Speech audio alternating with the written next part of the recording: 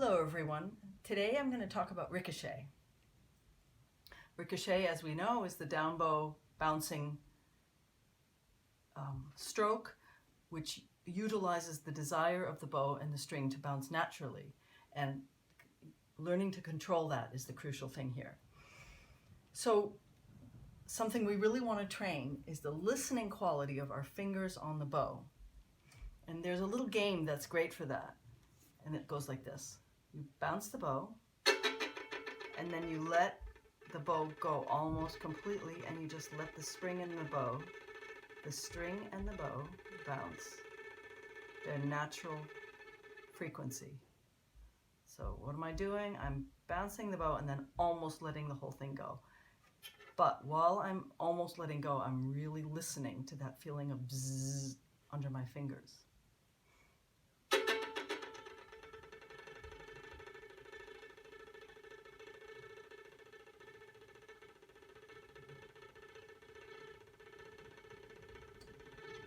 So I reckon you should stop this recording now and try that on your own. And then come back. No. First, let's do just basic ricochet on one string. So if I'm going to try to get 3 notes in a row, the first thing I would want to do is get the last 2. So that's down, up, down, up. And as I do that, I want to really listen with my fingers to the bounce of the string and the bow. Meanwhile, I need to listen carefully for the bounce, but also for the tone. So the finger is listening for the bounce, the ear is listening for the tone.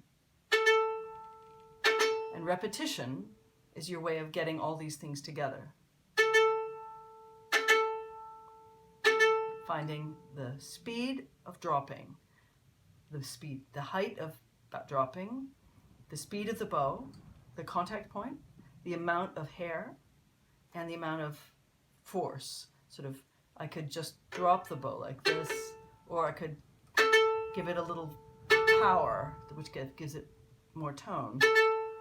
Okay, so I've got my down, up. Now, two notes down, 1 up. So we've got 2 elements here. We've got the listening fingers, and we've got the moving forearm.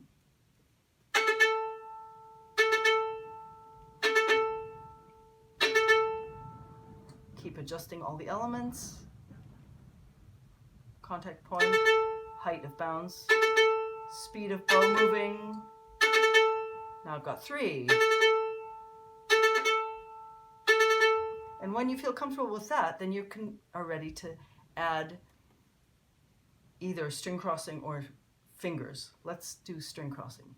So if I want to learn this set passage. So I've got 3 down bow notes on 3 strings and then an up bow on the E string. So let's start backwards.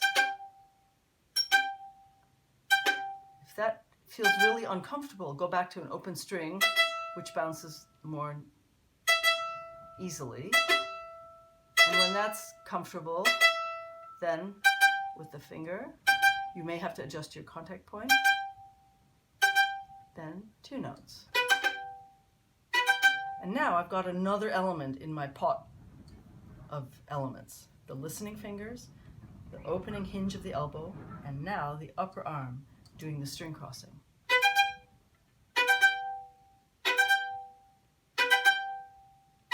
Repeating until I feel that it's a friendly thing, something I know, I can feel it. I can feel why it's not working because I'm experimenting. Every time I repeat, I'm thinking contact point, speed, power,